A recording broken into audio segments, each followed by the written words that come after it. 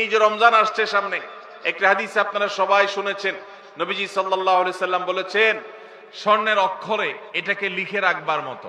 তিনি বলেছেন, আলা উখবিরুকুম বিআহলিল জান্নাহ, ওহে লোক সকল, তোমাদেরকে কি আমি বলে দিব না জান্নাতি মানুষ কারা?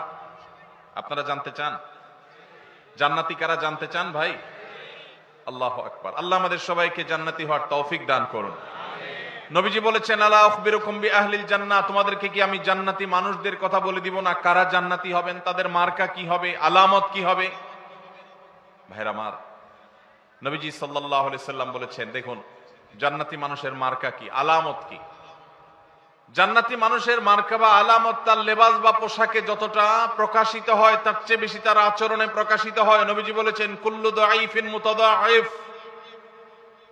প্রত্যেক ওই ব্যক্তি যে বিনয়ী হয়ে থাকে, নিরীহ টাইপের মানুষ, কেউ ধাক্কা দিলেও পারতপক্ষে পাল্টা ধাক্কা দিতে চায় না, এড়ায় চলে আসে।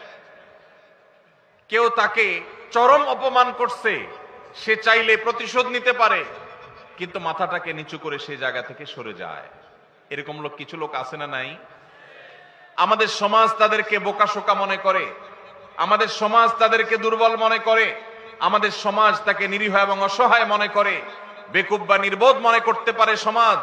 কিন্তু আল্লাহর নবী বলছেন, এই মানুষগুলো তাদের যদি ঈমান, বেসিক যে বিষয়গুলো আছে, ফরজ বিধানগুলো আছে, সেগুলো যদি তারা ঠিকঠাক মতো পালন করে থাকে, তাহলে এই লোকগুলো জান্নাতি হওয়ার সম্ভাবনা অনেক জোরালো। ভাইরা আমার, বিনয়ী বা নিরীহ মানুষ আমাদের সমাজে পরিমাণে কম না বেশি? কম। আর এর বিপরীতে একই হাদিসে নবীজি বলেছেন, আলা উখবিরুকুম বিআহলিন নার, তোমাদের কি আমি বলে দিব না যে জাহান্নামী কারা হবে, কারা জাহান্নামে যাবে, তাদের মার্কা কি বলে দিব?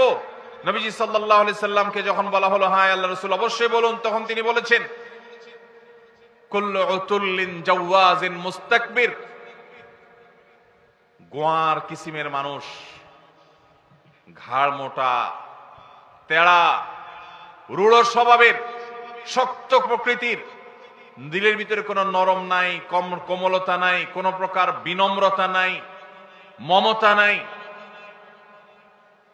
যেটাকে বলা হয় শক্ত হৃদয়ের, শক্ত মনের মানুষ আছে না নাই? অহংকারী, তার ভিতরে কোনো বিনয় নাই, সব সময় তেড়া তেড়া কথা বলে, সব সময় গোড়ার মতো গায়ের জোর দেখায়, আছে না নাই?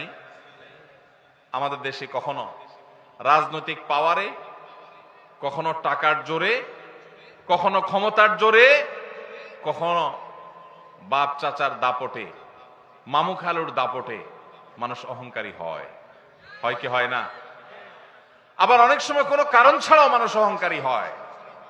নবীজি সাল্লাল্লাহু আলাইহি সাল্লাম বলেছেন, আল্লাহর সবচেয়ে ঘৃণিত মানুষ হলো যে অহংকার করার মতো কিছু নাই, অথচ তারপরও সেও অহংকার